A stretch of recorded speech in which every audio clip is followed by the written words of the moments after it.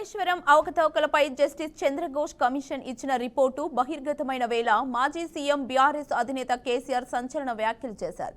ఇవాళ ఎర్రవల్లిలోని తన farm house లో పార్టీ ముఖ్య నేతలు జగదీష్ రెడ్డి, హరీష్ రావు, కేటీఆర్ తో ఆయన సమావేశమయ్యారు. దాదాపు 6 గంటల పాటు కొనసాగిన సమావేశంలో కాళేశ్వరం నివేదికపై చర్చించారు. ఈ నేపథ్యంలోనే కేసీఆర్ హాట్ కామెంట్ చేశారు. కాళేశ్వరం నివేదిక వల్ల తమకు పెద్దగా ఏమీ ఇబ్బంది ఉండదని స్పష్టం చేశారు. కాంగ్రెస్ పార్టీని రాజకీయంగానే ఎదుర్కోవాలని పార్టీ ముఖ్య నాయకులు శ్రేణులకు దిశానిర్దేశం చేశారు. స్థానిక సంస్థల ఎన్నికల్లో ఓటమి భయంతోనే కాంగ్రెస్ కుట్రలు చేస్తోందని ఆరోపించారు. కాంగ్రెస్ ప్రభుత్వ తీరు, వైఫల్యాలను ప్రజల్లోకి విస్తృతంగా తీసుకెళ్లాలని నాయకులను సూచించారు.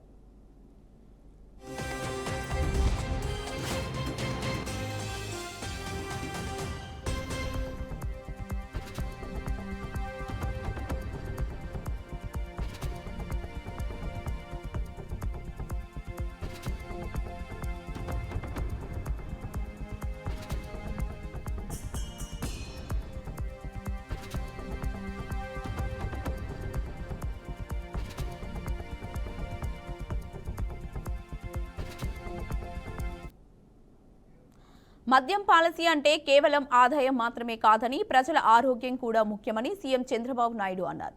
సెప్టెంబర్ 1వ తేదీ నుంచి రాష్ట్రంలో నూతన బార్ పాలసీని ప్రవేశపెట్టనున్నట్లు తెలిపారు.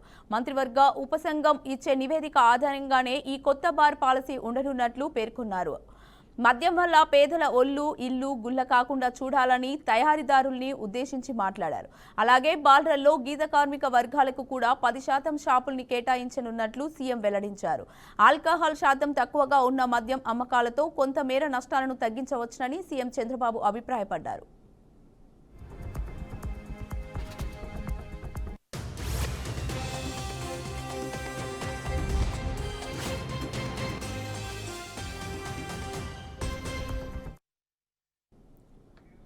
మాజీ సీఎం జగన్ భద్రత విషయంలో వైసీపీ కీలక నిర్ణయం తీసుకుంది. జగన్ జిల్లాల పర్యటనల వేళ భద్రతపైన పార్టీలో చర్చ జరుగుతోంది.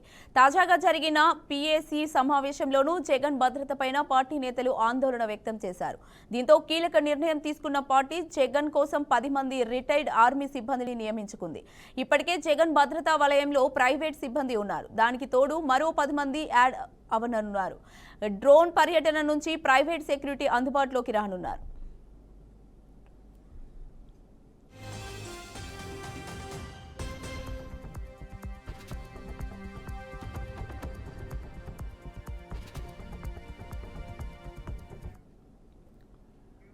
ఏపీ కేబినెట్ సబ్ కమిటీ సమావేశమైంది. ఈ సమావేశానికి మంత్రులు రాంప్రసాద్ రెడ్డి, వంగలపూడి అనిత, సంధ్యారాణి హాజరయ్యారు. ఆగస్టు 15న రాష్ట్రంలో లాంఛనంగా ప్రారంభం కానున్న మహిళలకు ఉచిత బస్సు పథకంపై ఈ సమావేశంలో చర్చించనున్నారు. ఇప్పటికే ఈ పథకంపై కేబినెట్ సబ్ కమిటీ మార్గదర్శకాలు రూపొందిస్తోంది. శ్రీశక్తి పేరుతో ప్రారంభించనున్న ఉచిత బస్సు పథకాన్ని సమర్థవంతంగా అమలు చేసేందుకు తీసుకోవాల్సిన చర్యలపై ఈ భేటీలో చర్చిస్తున్నారు. మంగళవారం జరిగే రాష్ట్ర కేబినెట్ సమావేశంలో శ్రీశక్తి పథకానికి ఆమోదం లభించనుంది. దీంతో మరో 10 రోజుల్లో రాష్ట్ర మహిళలకు ఉచిత బస్సు పథకం అందుబాటులోకి రానుంది.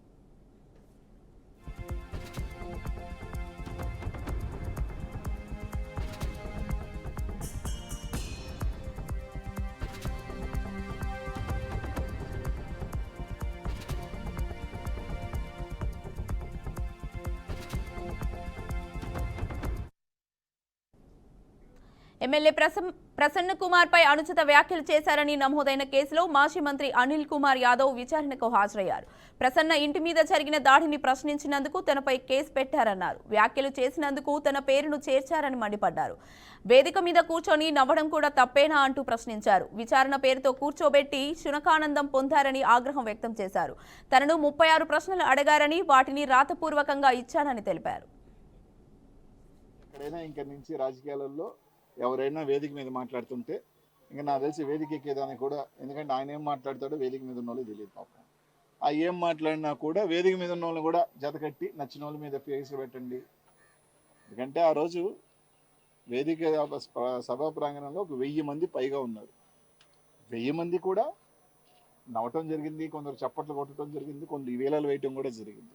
ఒక 1000 మంది ఒక్కసారి ఒక భావోద్వేగంతో హర్షధ్వానాలతో నవ్వినప్పుడు తప్పకుండా అందరం కూర్చున్నప్పుడు నవ్వుతారు. అది స్పాంటేనియస్గా ఒక మనిషికి ఎవరైనా కానీ 1000 మంది మనమైనా కానీ 10 మంది కూర్చొని పడవడా నవ్వితే మనం కూడా నవ్వుతాం. సో ఒక్కొక్కసారి మనలో ఉన్నప్పుడు అలా నవ్వటం జరుగుతుంది. నవ్వటం కూడా తప్పే, నవ్వినా తప్పే, చప్పట్లు కొట్టినా తప్పే, ఏదైనా తప్పే అంటే ఇంకా ఈ ప్రభుత్వంలో ఇంక ఏం చేయాలో కూడా వాళ్ళే చెప్పాలేమో.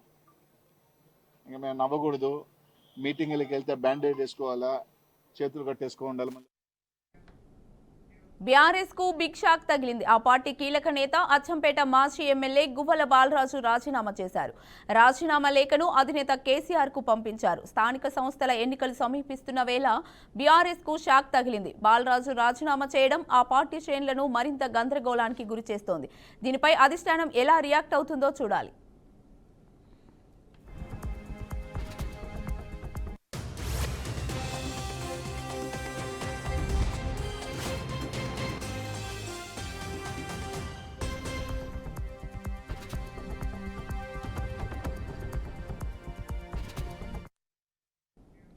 కొట్లాడి తెచ్చుకున్న తెలంగాణలో బీసీలకు అన్యాయం జరుగుతుందని జాగృతి అధ్యక్షురాలు ఎమ్మెల్సీ కల్వకుంట్ల కవిత అన్నారు. రాష్ట్రంలో సగం భాగం ఉన్న బీసీలకు ఎందుకు రాజకీయంగా ప్రాధాన్యం తగ్గిందని మండిపడ్డారు. కామారెడ్డి డిక్లరేషన్లో ఏం చెప్పారు, ఏం చేశారని ప్రశ్నించారు. తెలంగాణ బీసీ రిజర్వేషన్ సాధన కోసం హైదరాబాద్లోని ధర్నా చౌక్ వద్ద కవిత 72 గంటల నిరాహార దీక్షకు పిలుపునిచ్చారు. హైకోర్టు పర్మిషన్ ఇవ్వకపోవడంతో ముందుగానే దీక్ష విరమించారు. ఈ సందర్భంగా ఆమె కీలక వ్యాఖ్యలు చేశారు. కోర్టు ఆదేశాలను గౌరవిస్తూ దీక్షను విరమిస్తున్నానని, లోకల్ బాడీ ఎన్నికలకు బీసీ రిజర్వేషన్ జరగకుండా వెళ్తే ఎన్నికలను ఎలా ఆపాలో తమకు తెలుసునన్నారు. మనం తెచ్చుకున్న తెలంగాణలో ప్రతి ఒక్కరికి రాజ్యాధికారంలో వాటా రావాలి, ప్రతి ఒక్కరికి ఆర్థిక అవకాశాలు రావాలి, ప్రతి ఒక్కరికి సమాజంలో గౌరవం దక్కాలి. సమాజంలో సగభాగం బీసీలు ఉన్నారు. మరి సగభాగం ఉన్నటువంటి బీసీలకు రాజకీయంగా సమ ప్రాధాన్యత దక్కాలనేటటువంటి ఉక్కు సంకల్పంతోనే ఇవాళ పిడికిలు బిగించి మనందరం ఇక్కడికి రావడం జరిగింది. గత కొన్ని నెలలుగా మనం ప్రభుత్వం వెంట పడుతున్నాం. మీరు కామారెడ్డి డిక్లరేషన్లో చెప్పింది చెప్పినట్టుగా పాటించాలే, బీసీలకు న్యాయం చేయాలని కోరుతా ఉన్నాం. తెలంగాణ జాగృతి, యునైటెడ్ పూలే ఫ్రంట్ మన యొక్క ఉద్యమాల ఒత్తిడితోని ఇవాళ అసెంబ్లీలో 2 బిల్లులు పాస్ అయినాయి. సావిత్రిబాయి పూలే గారి జయంతిని అఫీషియల్గా ఉమెన్స్ టీచర్స్ డేగా ప్రకటించారు. పూలే గారి విగ్రహాన్ని మనం అసెంబ్లీలో అడిగితే వాళ్ళు ట్యాంక్ బండ్ మీద పెడతామన్నారు. ఒక్కొక్కటి ముందడుగు పడుతున్నది. ఒక్కొక్కటిగా ప్రభుత్వాలను కదిలించగలుగుతా ఉన్నాం, వారి మెడలు వంచగలుగుతా ఉన్నాం. ఇప్పుడు చాలా బలీయమైనటువంటి ఆకాంక్ష మనందరికీ. ఏందది? ఇవాళ జరుగుతున్నటువంటి లోకల్ బాడీ ఎన్నికలలో, రేపు తెలంగాణలో జరగబోయేటటువంటి స్థానిక సంస్థల ఎన్నికల్లో డిక్లరేషన్, కామారెడ్డి డిక్లరేషన్లో చెప్పిన విధంగా 42% రిజర్వేషన్ ఇచ్చి తీరాల్సిందే అని ఇవాళ ఇక్కడ కూర్చున్నాం. 42% రిజర్వేషన్ కోసం 72 గంటల నిరంతర నిరాహార దీక్ష కోసం ఇవాళ ఇక్కడ కూర్చున్నాం. ఇది రాజకీయ పోరాటం కాదు, ఇది ఆత్మగౌరవ పోరాటం. బీసీల ఆత్మగౌరవం కోసం జరుగుతున్నటువంటి పోరాటం. గాంధీ గారు చూపించిన అసెంబ్లీ ఆవరణలోని గాంధీ విగ్రహం ముందు బీఆర్ఎస్ ఎమ్మెల్యేలు మెరుపు ధర్నా నిర్వహించారు. పార్టీ ఫిరాయించిన ఎమ్మెల్యేలపై వెంటనే అనర్హత వేటు వేయాలని నినాదాలు చేశారు. పార్టీ మారిన ఎమ్మెల్యేలపై సుప్రీంకోర్టు ఇచ్చిన తీర్పును త్వరగతిన నిర్ణయం తీసుకోవాలని స్పీకర్ గడ్డం ప్రసాద్ను కలవడానికి బీఆర్ఎస్ ఎమ్మెల్యేల బృందం శాసనసభ కార్యాలయానికి వెళ్లింది. అయితే స్పీకర్ అందుబాటులో లేకపోవడంతో అసెంబ్లీ ఆవరణలోని గాంధీ విగ్రహం వద్ద ఎమ్మెల్యేలు నిరసనకు దిగారు. పార్టీ ఫిరాయింపుల ఎమ్మెల్యేలను డిస్క్వాలిఫై చేయాలని నినాదాలు చేశారు. అనంతరం గాంధీ విగ్రహానికి వినతి పత్రం అందజేశారు.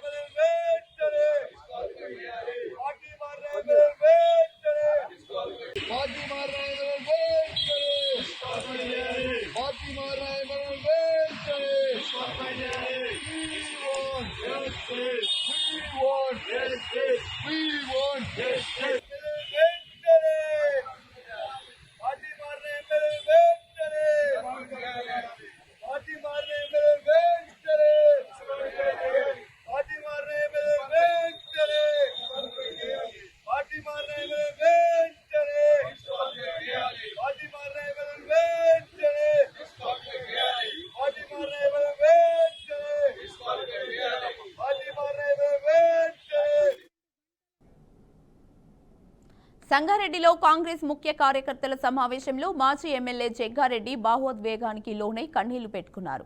2017లో సంగారెడ్డిలో రాహుల్ గాంధీ సభ కోసం కంది మండలం నాయకుడు ఆంజనేయులు భూమిని అమ్మాల్సి వచ్చిందంటూ కంటతడి పెట్టుకున్నారు. నవంబర్లో ముఖ్య కార్యకర్తలను మండలాల వారీగా కలుస్తానని అన్నారు. కార్యకర్తల కుటుంబాల్లో ఆడపిల్లల పెళ్లికి వెళ్లి సాయం చేస్తానని, ఫోన్ చేస్తే అందుబాటులో లేడు అనడం కాదు, నా పేరు చెబితే పనులు అయిపోతాయని జగ్గారెడ్డి చెప్పారు.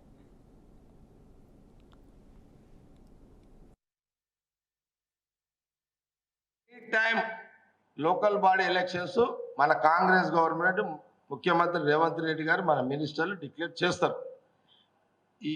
ఈ క్షణం నుంచి మీరు అందరూ అలర్ట్ అయిపోండి. ఏ ఊళ్ళల్లో ఆ ఊళ్ళల్లో సర్పంచులు మన గవర్నమెంట్ ఇంకా 3 ఏళ్ళు, ఇంకా తర్వాత 5 ఏళ్ళు, ఇంకా 8 ఏళ్ళు మన కాంగ్రెస్ గవర్నమెంట్ తెలంగాణలో మనం ఉంటున్నాం. మనం ఉంటాం ఓకే, మనం ఉంటాం. ఇప్పుడున్న పిసిసి ప్రెసిడెంట్ మహేష్ గౌడ్ కానీ, మీనాక్షి నటరాజన్ గారు, సీఎం రేవంత్ రెడ్డి గారు, క్యాబినెట్ మినిస్టర్లు అందరూ కూడా ఎవరి ప్లానింగ్లో వాళ్ళు ఉన్నారు. ఈ 3 ఏళ్లతో పాటు వచ్చే 5 ఏళ్ళు కూడా మన కాంగ్రెస్ గవర్నమెంట్ ఉండడానికి వాళ్ళ పని మీద వాళ్ళు ఉన్నారు. మనకు డైరెక్షన్స్ ఇస్తారు టైం వచ్చినప్పుడు. కానీ సంగారెడ్డి నియోజకవర్గంలో ఎన్ని గ్రామ పంచాయతీలు ఉన్నాయో అన్ని గ్రామ పంచాయతీలలో మీరు ఖచ్చితంగా గెలిచి రావాలి. గెలిచి వినబడదా లేదా? అందరికీ వినబడ్డ చేతులు ఎత్తండి. ఓకే, అందరూ గెలిచి రావాలి.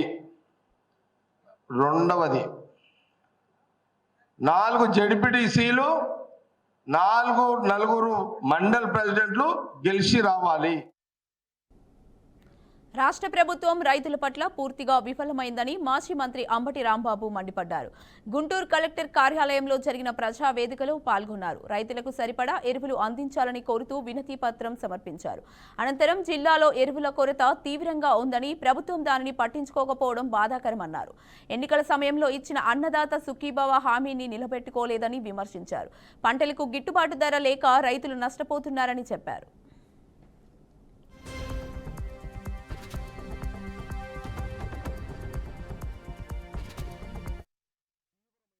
ఎరువుల కొరత ఉండటం, దానితో పాటు ముఖ్యంగా యూరియా సరఫరా తక్కువ, డిమాండ్ ఎక్కువ, పంపిణీ విధానంలో ప్రభుత్వం ఫెయిల్ అయిన విధానాన్ని వైఎస్ఆర్ కాంగ్రెస్ పార్టీకి దృష్టికి వచ్చిన తర్వాత దాన్ని దృష్టిలో పెట్టుకొని రాష్ట్ర వ్యాప్తంగా వాళ్ళ గ్రీవెన్స్ డేని పురస్కరించుకొని ఆయా జిల్లాలలో అక్కడ ఉన్నటువంటి అధికారులకు, ముఖ్యంగా కలెక్టర్కి ఈ ఎరువుల సమస్య గురించి, ప్రత్యేకంగా యూరియా కొరత గురించి ఈరోజు విజ్ఞాపన పత్రాన్ని ఇవ్వాలనేటువంటి ఉద్దేశంతో వైఎస్ఆర్ కాంగ్రెస్ పార్టీకి సంబంధించినటువంటి గుంటూరు జిల్లా నాయకులు, కార్యకర్తలు కూడా ఈరోజు వచ్చి కలెక్టర్ గారికి విజ్ఞాపన పత్రాన్ని సమర్పించడం జరిగింది.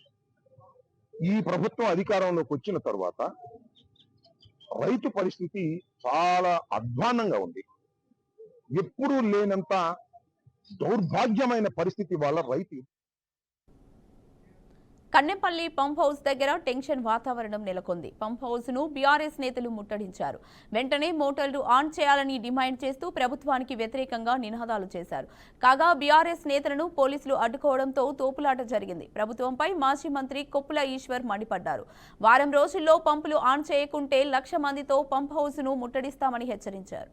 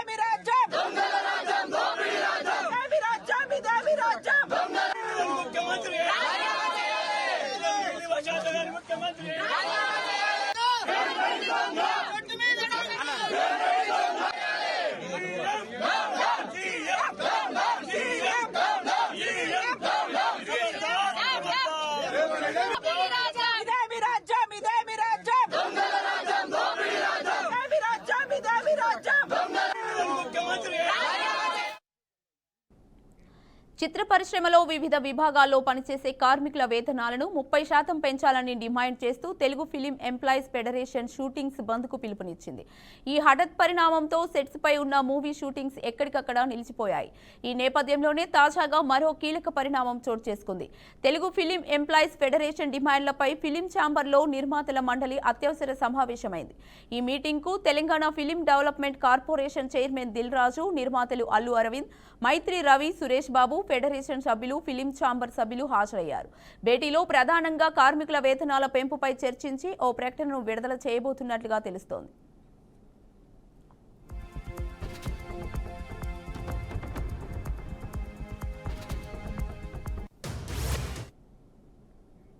గోవా గవర్నర్ అశోక్ గజపతిరాజు ఢిల్లీలో పర్యటిస్తున్నారు. సోమవారం ఆయన ప్రధాని నరేంద్ర మోదీని, రాష్ట్రపతి ద్రౌపది ముర్మును మర్యాదపూర్వకంగా కలిశారు. గోవాకు గవర్నర్గా బాధ్యతలు చేపట్టిన తర్వాత తొలిసారి ఢిల్లీలో పర్యటిస్తున్నారు.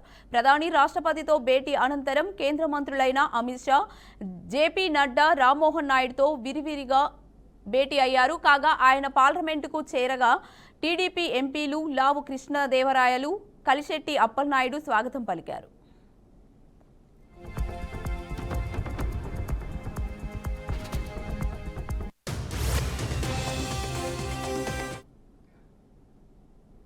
జార్ఖండ్ మాజీ ముఖ్యమంత్రి శిబు సోరెన్ కన్నుమూశారు. ఢిల్లీలోని గంగారాం ఆసుపత్రిలో ఆయన తుది శ్వాస విడిచారు.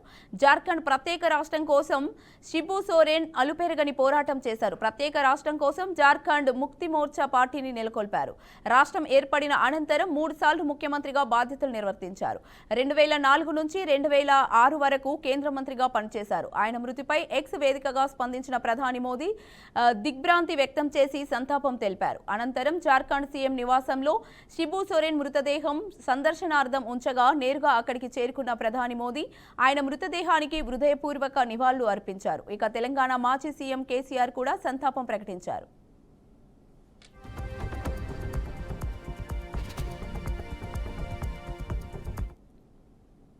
పార్లమెంట్ వర్షాకాల సమావేశాలు 11వ రోజు లోక్సభలో ప్రతిపక్షాలు ఆందోళన చేపట్టాయి. సోమవారం సభ కార్యకలాపాలు ప్రారంభమైన వెంటనే బీహార్లో కొనసాగుతున్న స్పెషల్ ఇంటెన్సివ్ రివిజన్ ప్రక్రియపై చర్చ చేపట్టాలని డిమాండ్ చేస్తూ గందరగోళం సృష్టించాయి. ఈ అంశాన్ని పరిగణలోకి తీసుకోవాలని నినాదాలు చేశాయి. దీంతో సభకు అంతరాయం కలగగా స్పీకర్ ఓం బిర్లా మధ్యాహ్నం 2 గంటలకు సభను వాయిదా వేశారు. అంతకుముందు కాంగ్రెస్ ఎంపీ మణికం ఠాగూర్ లోక్సభలో ఇదే అంశంపై వాయిదా తీర్మానాన్ని ప్రవేశపెట్టారు. అనంతరం సభ తిరిగి ప్రారంభమైన పరిస్థితిలో ఏమాత్రం మార్పు లేకపోవడంతో మంగళవారానికి పోస్టుపోన్ చేశారు. దీంతో ఎటువంటి చర్చ జరగకుండానే లోక్సభ వాయిదా పడింది. మరోవైపు రాజ్యసభలో కార్యకలాపాలు ప్రారంభమైన వెంటనే జార్ఖండ్ ముక్తి మోర్చా చీఫ్ ప్రస్తుత రాజ్యసభ సభ్యుడు శిబు సోరెన్ మృతికి సభ నివాళులర్పించింది. అనంతరం ఆయన గౌరవార్థం చైర్మన్ హరివంశ్ నారాయణ్ సింగ్ కార్యకలాపాలు నిలిపివేసి సభను వాయిదా వేశారు.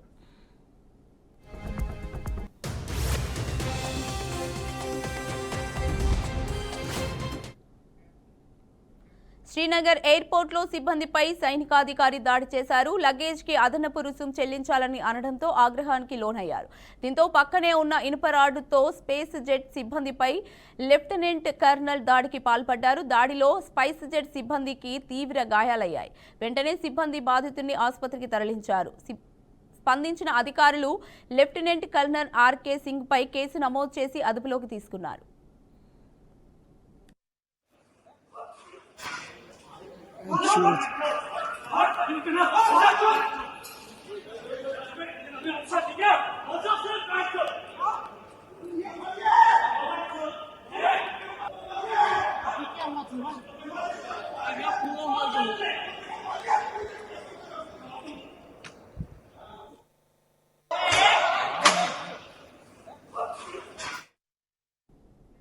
భారత్పై అమెరికా అధ్యక్షుడు ట్రంప్ మరోసారి ఆక్రోశం వెళ్లగక్కారు. భారత్పై మరిన్ని సుంకాలు విధిస్తామని హెచ్చరించారు. రష్యా నుంచి భారత్ భారీగా చమురు కొనుగోలు చేస్తోంది. దాన్ని బహిరంగ మార్కెట్లో విక్రయించి లాభం గటిస్తోంది. భారత్ చమురు కొనడం వల్లే ఉక్రెయిన్తో రష్యా యుద్ధం చేస్తూనే ఉంది. యుద్ధంలో ఎంతో మంది చనిపోతున్నారు. ఇవేవీ భారత్ పట్టించుకోవడం లేదు. అందుకే సుంకాలు విధిస్తున్నామని ట్రంప్ అన్నారు.